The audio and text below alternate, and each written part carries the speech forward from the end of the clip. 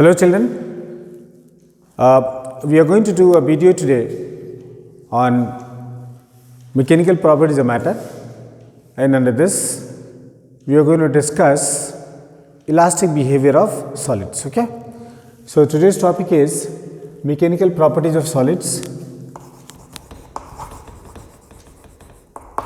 Mechanical properties of solids, and the topic is elasticity. And elasticity is an interesting topic actually, elastic behavior. Now, when we did the laws of motion, then we said that when a force is applied in a body, it can produce motion or retardation. It can also change direction of motion, right? Or it can deform a body. So, in the present context, we are going to see how much a force can deform a body and under what conditions. We will be discussing various aspects of it. Clear? We will understand first what exactly is elasticity. There are two terms. One is called plasticity, the other is called what? Elasticity. Now, what is elasticity? You take a piece of a wire. For example, I take a piece of a wire and hang it like this. It's fixed at one end here. At the free end, I can pull it, or I can, for example, suspend a weight. I suspend weights out here. Then what will happen? These weights will have a certain force pulling the wire downwards. I measure length of the wire in the beginning, and then I hang all the weights here from the free end. After some time, I remove the weights and again I measure the length, and I find the length is same as it was. Then what we conclude? The object has got elasticity. So, elasticity means a property by the virtue of which an object regains its initial size and shape when a force acting on the body is removed. You understood it? So, elasticity is an inherent property of solids. Clear? We apply a force. When the force is removed, then nothing happens. The shape and size is not changed. This property is called what? Elasticity. Okay. So, let us understand what is the reason for elasticity. The reason for elasticity is what? The intermolecular force. In fact, the particles in solids are bound together by what? Strong forces of attraction. We can consider these particles being attached with the help of a spring. Now, this is a pictorial depiction of particles in solids showing elasticity. The force is represented by a spring. Suppose I apply a force, then what do? I basically stretch the what? Spring, and the distance between the two particles will increase. For example, one particle will come out here and the other particle will come out here under influence of this force, and you can see the distance between them is what? Increased. Alright. Now, when I remove the force, then I find that again the particles come back to their initial position, and that happens because the spring is contracting itself, right. So, this is in fact a mechanical depiction of the elastic behavior. That is because of the force which is acting between the two particles. The particles will regain their initial positions, and the object will also regain its what? Initial shape and size when the force acting on it has been what? Removed. Clear? So, let us define what is elasticity. The property elasticity. Clear? Now, the extent of elastic behavior shown by different solids is what? Different. And like I said, it depends upon the force which is holding the particles or the molecules of the solid together.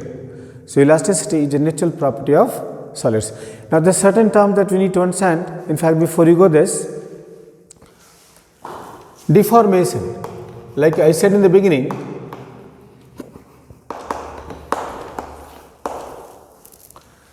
that a force can deform a body. Deformation is basically the change in shape and size of a body. For example, you take a wire here, you suspend it freely and then you apply a force. Suppose initial length was L and the final length now becomes L plus delta L. Then we say the body has been what? Deformed. And what is the deformation? This is the deformation. You have a sphere, you apply force on it, and the size shrinks. This is what? Deformation. You take a sheet and you take a hammer and hammer it, the size and shape will change. That is deformation. So deformation is basically what? Is basically change in shape and size. And what is the cause for deformation? Cause for deformation is the external force which I am applying on the body, right? That means if there is no external force, there will be no deformation. A force is a must. So this force which is deforming is in fact represented in terms of pressure, and commonly it is called stress or normal stress. So we will understand what is a stress. We will understand this term stress. So children, stress is the deforming force acting on unit surface area of a body at right angle. Clear? For example, suppose this is a body. Surface area is A and the force acting on the body is what? F. The force is normal. Then the stress will be force divided by area. And please remember that force is the normal force. So stress can be written as F by A. And children, you know what is F by A? F by A is what? Pressure. So stress is same as pressure. We can write this as P. Clear? So stress is required for deformation. Now the type of stress depends upon the type of deformation it will bring about. If I am applying a stress and I am elongating a body, I am increasing length of a body, changing length is called longitudinal stress. If I am applying a force or a stress and changing volume of a body is called bulk stress. Now, if I am causing lateral displacement in a body, it is called shearing stress. And there is also another type of stress which is developed when an object is strongly heated and cooled. That is called thermal stress. Okay. So let us define what is stress. Stress is at right angle. So stress is equal to force by area. Stress is equal to, children, we have F by A, and this is same as pressure. So unit of stress will be same as unit of pressure, Newton per meter square or Pascal. If the force is large, the correct kilopascal. Kilopascal is 1000 pascals. Okay. So once you understood what is actually stress, we will understand types of stress. How many types of stress are there? Types of stress. Like I said, children, types of stress will depend upon the type of change the stress is about to bring. Okay. First one is linear or longitudinal stress. So longitudinal stress is the one which brings about deformation in the length. For example, suppose I have a wire here, length of the wire is L, and I am hanging weights from the free end, and I find its length becomes now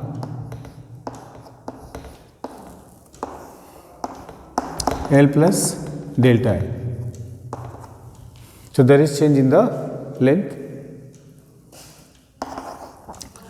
So if the stress is bringing about change in the length is called longitudinal stress. Clear? Then the second one we have is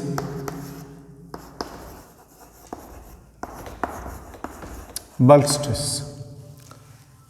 If the deformation is in the volume, it's called bulk. For example, suppose I have a solid here, its volume is V,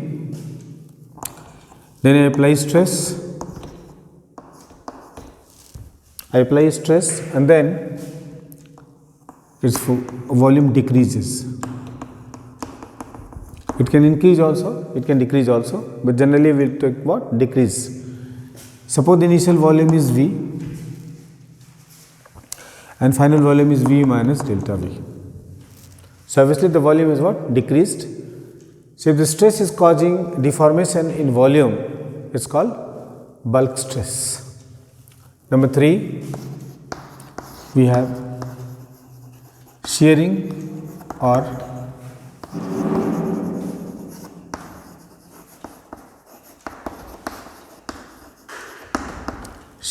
tangential stress. Now what is shearing or tangential stress? It's very interesting. Like you have seen the door is kept like this, and after a few years you can see the lower part starts touching the ground as it bends. Yes? So it's because about this vertical axis, this side of the face displaces and the whole door comes down, right, and touches the floor. Something like this. Let's see. Suppose this is ABCD, a solid, and a force F is applied here. When this force F is applied, then the force is displacing AB and CD. AD remaining fixed, so B will come here, it will become B dash, and C will come here, C will become C dash. So this is called shear, meaning lateral displacement of a face perpendicular to another fixed face. See, AD is fixed and AB has been what? Displaced. And suppose this displacement is theta.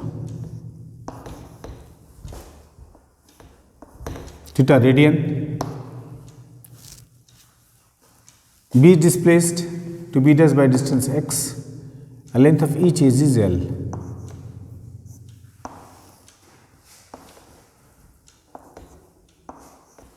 Clear? So in this case, if there is a lateral displacement of the face, the stress is called shearing stress or tangential stress. Clear? So we understood the stress is the deforming force acting on unit surface area at right angle, right? And there are 3 types. We have longitudinal, we have bulk, and we have shearing. Once you understood stress, then we will proceed to define what is strain. What is strain? So from these 3 types of stress, we understand that whenever a force is being applied, there is a deformation in the body. Now, the relative deformation in the body is called strain. Relative deformation. What is relative deformation? Initial length was L, and now the deformation in the length is how much of? Delta L. So delta L by L will be called linear or longitudinal strain. If we come to volume,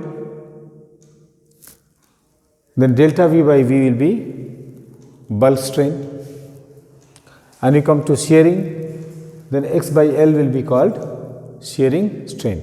So depending upon the types of deformation, the strain can be classified into 3 categories.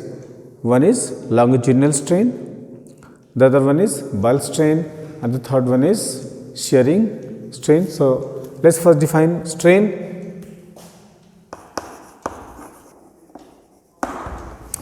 So here we have strain. Strain is change in dimension upon initial dimension. So now suppose I talk about deformation in length. So length by length will cancel out, there will be no unit. Volume by volume will cancel out, there will be no unit. X by L will be cancelled out, there will be no unit. So remember children that strain has no unit, it is dimensionless. Clear? Once understood this, then we will come to types of strain. Types of strain. There are three types of strain, and every time strain will be change in dimension upon initial dimension. First one is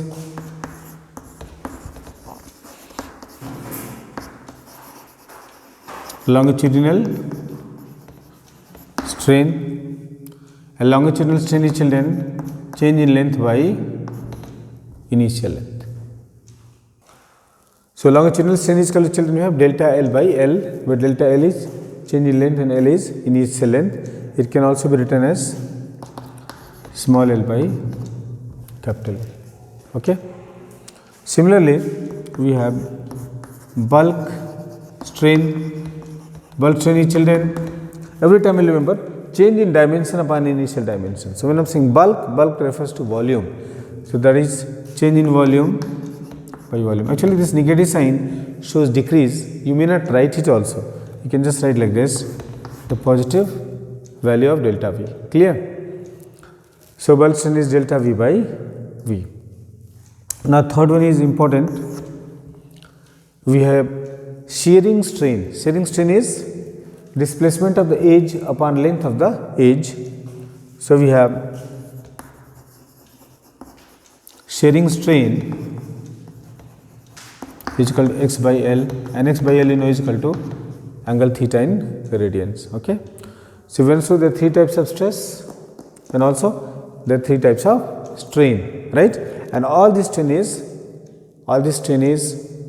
dimensionless, it has no unit. Okay.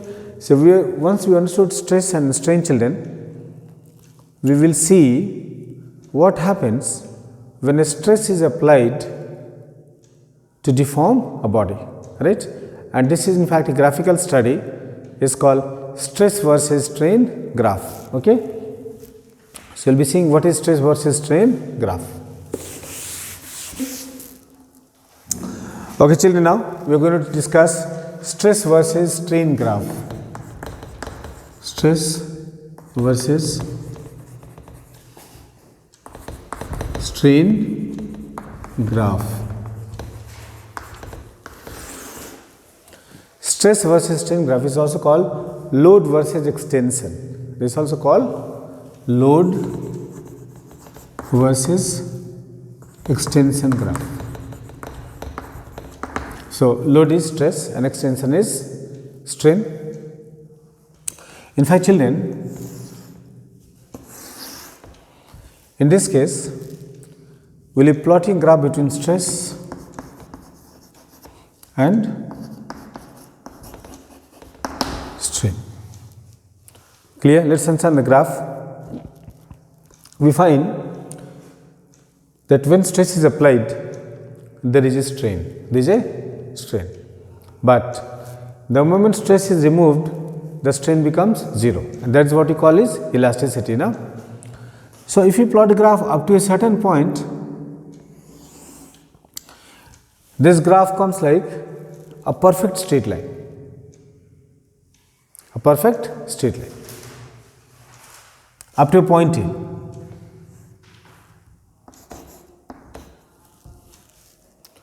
Point A here in fact is called proportionality limit. What do you call it? Proportionality limit.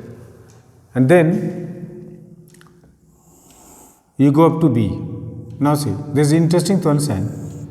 Up to B, the graph is a straight line.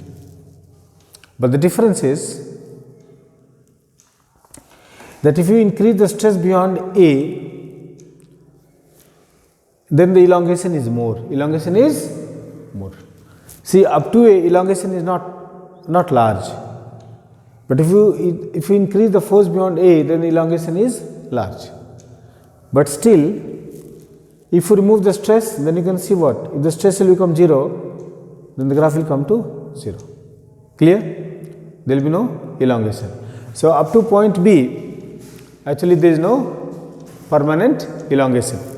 So, A is called proportionality limit. I will write it here only.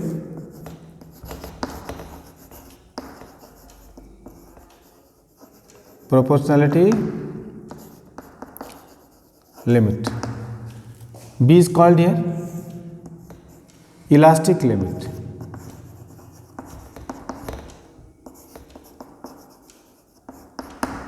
B is called elastic limit. Now, when you increase the stress beyond B, then the body actually gets what? Elongated. And the difference is that if we remove the stress at this point C, remove the stress becomes 0.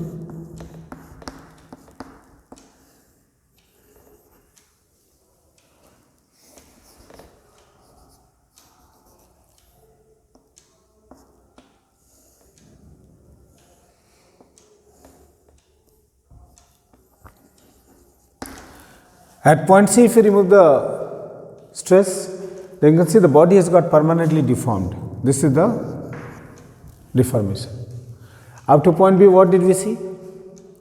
The graph is a straight line, and at to point B, if you remove the stress, then the strain becomes 0. The body gains its initial shape and size, it becomes straight line. But if you cross B, then what do you see? That the body actually what? Gets permanently deformed. Body gets permanently deformed.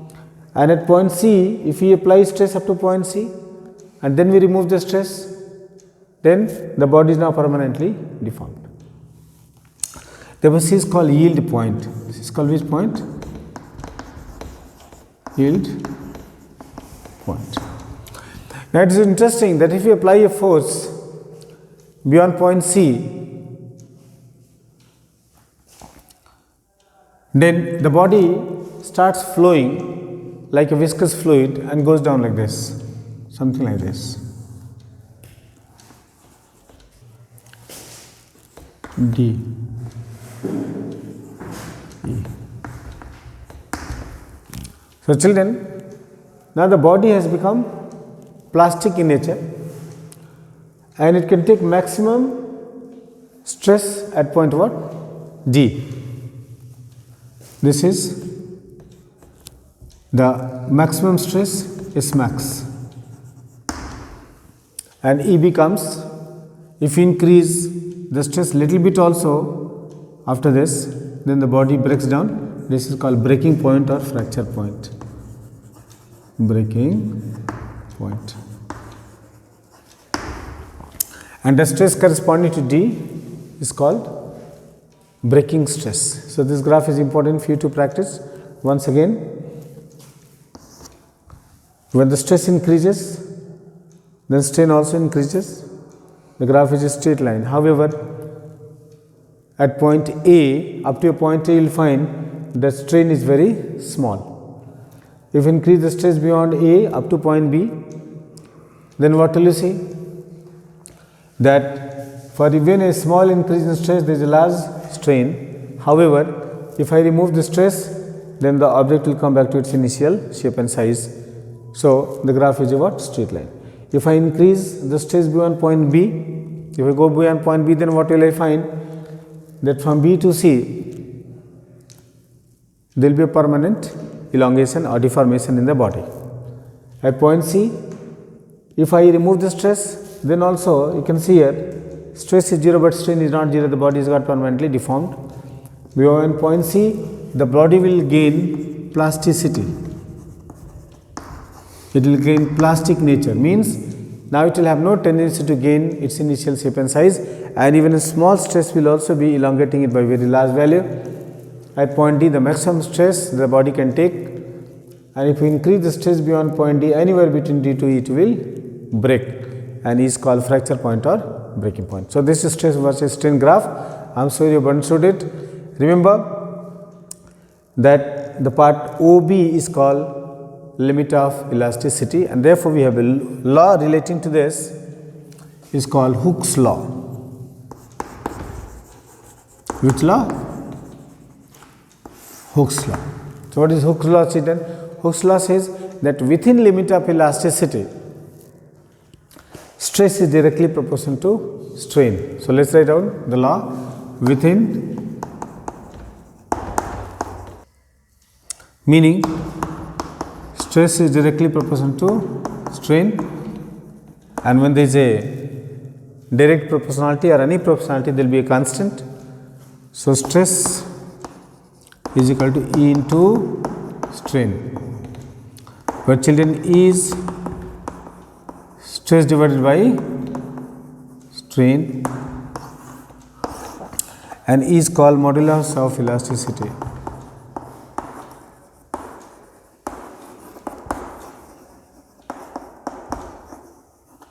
E is known as what? Modulus of elasticity. Clear? Modulus of elasticity is E. So if somebody will ask you, what is modulus of elasticity? So children, modulus of elasticity is the ratio of stress and strain within the limit of elasticity. Means it will valid only between points O to B. If you go beyond B, it will not be valid. Clear? Now children, so we have types of moduli of elasticity. Types of moduli of elasticity. Actually children, depending upon the types of stress and strain, we can classify the modulus of elasticity into 3 categories. In fact, we have more, like we have modulus, adiabatic modulus of elasticity also, but that we are not discussing right now. Stress and strain, depending on that, we can classify E, which is modulus of elasticity, into 3 categories. The 3 categories are: number 1, Young's modulus, which is denoted by Y, Young's modulus. Number 2 is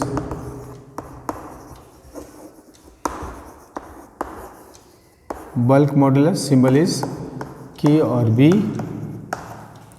and number 3, shearing modulus. Okay, this is also called modulus of rigidity. Modulus of rigidity, and we denote by eta. In fact, children, the truth is that there is no completely elastic solid. However, substances like quartz or phosphor bronze, they are considered to be nearly perfectly elastic, but there is nothing which is perfectly elastic. And also the truth is there is no perfectly plastic or perfectly inelastic body. However, paraffin wax, understand, can be considered as nearly inelastic object. Clear? So there are 3 types of moduli of elasticity that we did: Young's modulus, bulk modulus represented by K or B, and then you have shearing modulus or modulus of rigidity, which is denoted by eta. Clear? So we shall be discussing the moduli of elasticity now one by one. Okay, Young's modulus, and then bulk modulus, and then shearing modulus. Okay. Young's modulus, we will denote it by Y. What is Young's modulus, children? Imagine a situation here. We have a wire. The initial length of the wire is L. Now apply a force out here. Force applied is F. And the final length of the wire becomes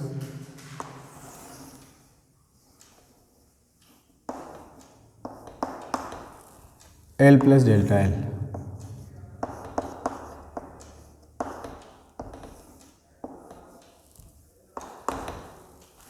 So obviously this stress is causing elongation in the what? Length, right? Now children, within the limit of elasticity, ratio of longitudinal stress and longitudinal strain is known as Young's modulus. See, this wire is like a cylinder, no? Something like this. It will have a circular cross section. This is the wire. This is the wire.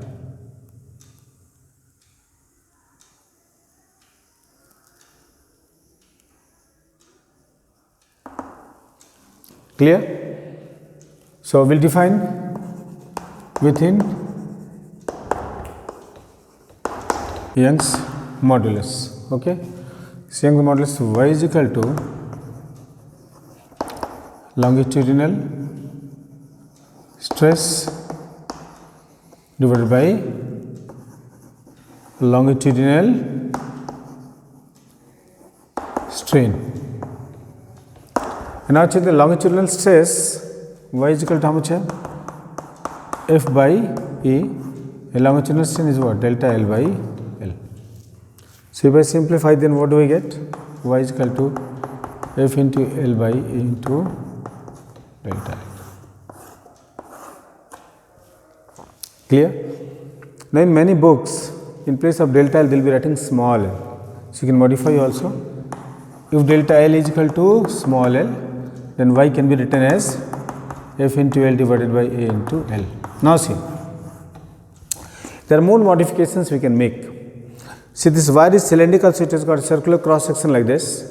So if radius is r, then area will be pi r square. And many times we will not be pulling it physically by applying a force, we will hang weights. So if I am suspending weights, suppose this is a wire and I am suspending what? This is a wire and I am suspending weights out here, and m kilograms I have suspended, then F will be equal to how much? M into G. So if area is equal to pi r square, this I will be using when area of cross section will not be given, radius will be given or diameter will be given. If diameter is given, there will be pi d square by 4. Either way you can use. Okay. So I will put value of F will be equal to how much? Mg, and A will be equal to pi r square. So what will be the value of y, children? So y will be equal to mg into L divided by pi r square into small l or delta L, anything you can write. This will be the value of Young's modulus. Clear? So for calculating Young's modulus, I need to know how much is force, initial length of the wire, I need to know what is area of cross section, I also need to know how much is the change in length or deformation, delta L, or you can write what? Small l. Clear? Once you understood this, then children, the second modulus is, this is first. Now the second modulus is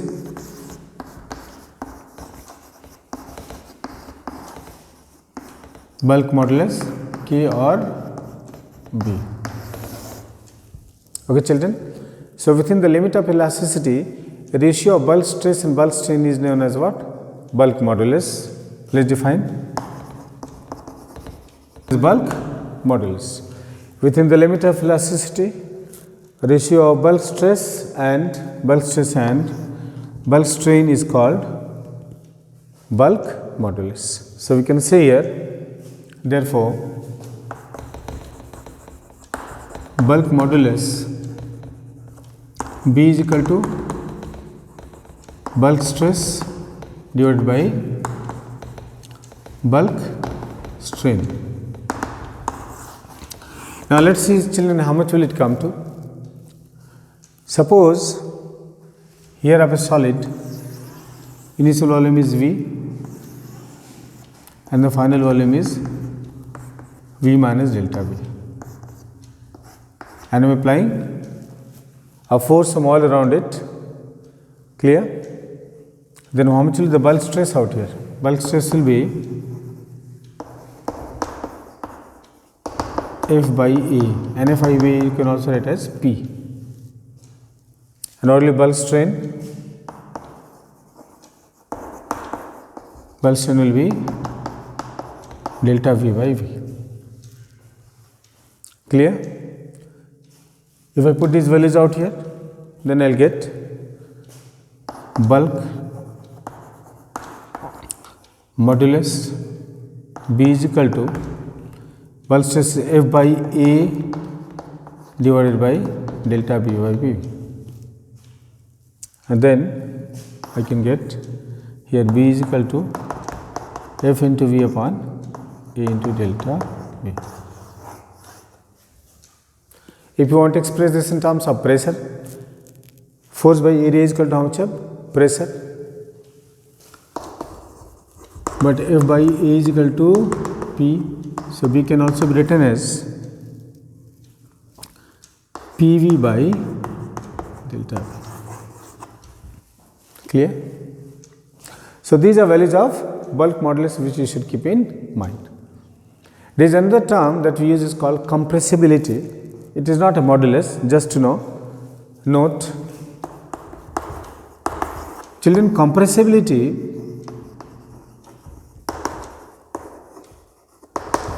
is reciprocal of bulk modulus, meaning more is the bulk modulus less compressible is the solid. 1 by bulk modulus. So compressibility C will be, if I put the value of bulk modulus, if I take its ulta, then it will be A delta V upon F into V, and if you use this value, then compressibility will be delta V divided by P into V. Compressibility is another term which is reciprocal of bulk modulus. Compressibility is reciprocal of bulk modulus.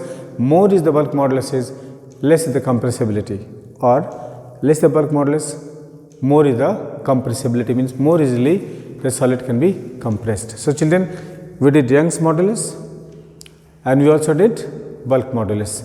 Now we will proceed to do the next one, that is shearing modulus or modulus of rigidity. Okay? Shearing modulus eta. Children, we already understood what is shearing or shear. In fact, suppose there is a solid here, A, B, C, D. The edge AD is fixed, and then I am applying a stress out here, and B is being displaced to B dash, and C is being displaced to C dash. By what angle, children? Theta. Right? Then within the limit of elasticity, the ratio of shearing stress and shearing strain is called shearing modulus, also called modulus of rigidity. Okay? So let's write within the limit of modulus of rigidity or shearing modulus. Okay? So we have shearing modulus. Shearing modulus is equal to how much, children? Shearing stress,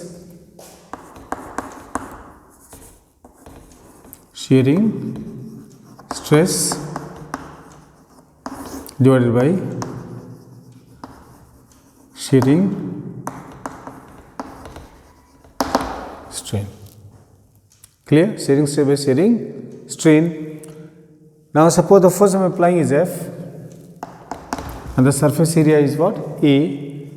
Then eta will be equal to F by A divided by shearing strain is how much? X by L. So it will be F into L divided by A into X. So this will have eta F into L divided by A into X. We can modify it also, or you know that F by A is equal to P and X by L is equal to theta. So eta can also be written as P by theta, and make sure, children, we are taking theta in radians, not in degrees. Okay? So in this video, children, we discussed the basic concept of elasticity and also the moduli of elasticity. So go through the video in detail and note down all the important points. Okay? Thank you.